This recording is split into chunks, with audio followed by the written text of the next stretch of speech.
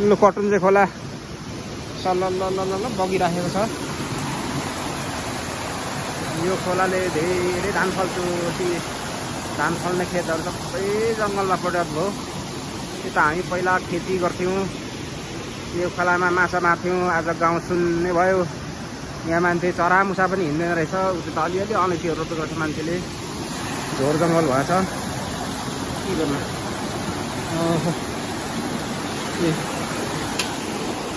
यता हामी पहिला कति माछा मारेर हिँडेको।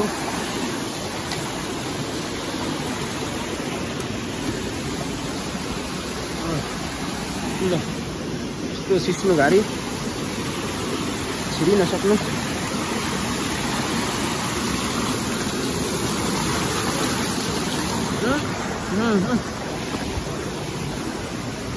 ओहो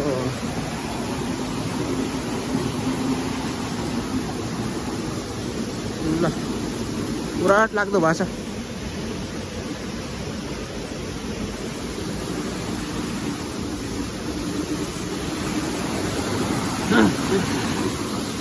ओहो सबै खेतहरू त यो खोलाको साइडमा सबै खेत थियो पहिला। यस्तो भएछ नि।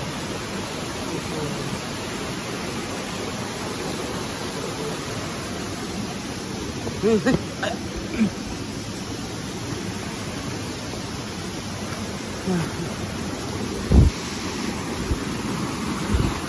दहमा हामीले कति माछा मार्थ्यौँ, यो दह पनि घटेछ। मासतिरको दहहरू सबै पुरिएछ। यता खेतहरू थियो। ओहो ल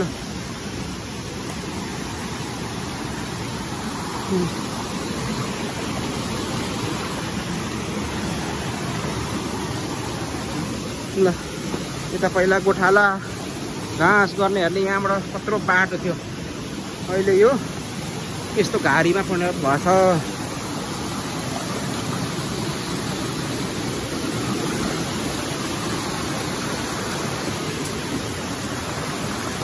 ल छिरि नसक्नु घारी।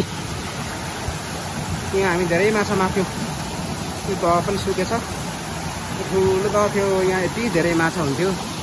तर यहाँ हामी दुवाली गर्दाखेरि यता माथिबाट पानी झरेर एकदम गाह्रो बनाउँथ्यो। अस्तिर रुखहरू देखिँदैछ। ल त्यो झोरगाडी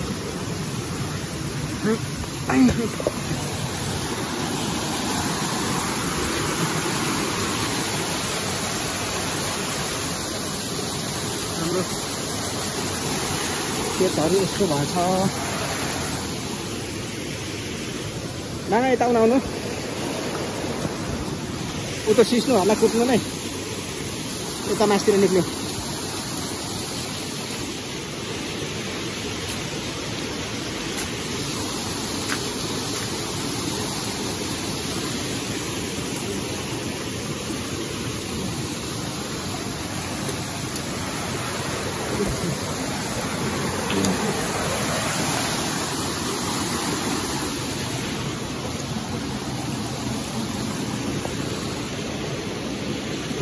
ल हाम्रो खेत यहाँबाट सुरु हुन्छ, माथिसम्म छ।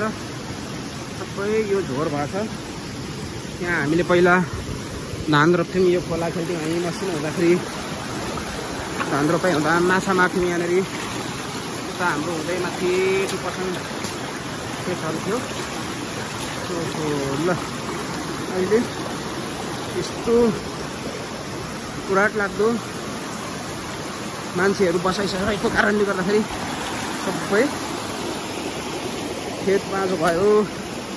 खोलाहरू सबै झोरमा परिणत भयो। अनि अर्को कुरो जन्मदर पनि एकदमै कम्ती छ अहिले हाम्रो गाउँघरमा अथवा नेपालमा। जन्मदर पनि घटेर होला, जनशक्ति नभए पछाडि यो सबै बाँझो भयो।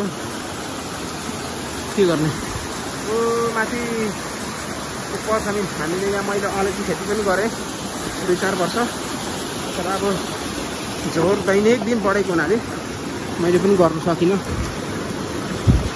दुर्भाग्यको कुरो। ल हाम्रो गाउँको मान्छेहरूले त सबै चिन्छ पनि यो ठाउँहरू, तर झोरले गर्दा नचिन्न पनि सक्छ। यहाँ आजभन्दा 10-12 वर्ष अगाडि अट्टे धान यति राम्रो फल्थ्यो, अहिले यस्तो भयो के भन्नु।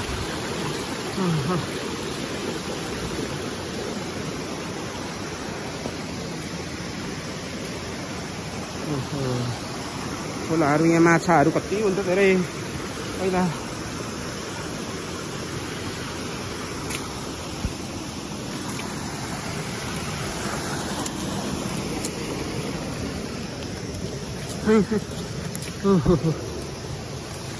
यस्तो झोर यहाँनिर मूल बाटो थियो पहिला, घाँसे दाउरे गोठाले कति हुन्थ्यो भन्थ्यो, यस्तो भयो। ल हाम्रो खेतहरू हेर माया लागेर आउँछ के भन्नु।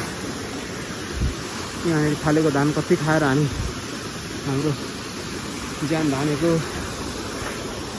अहिले यस्तो भयो।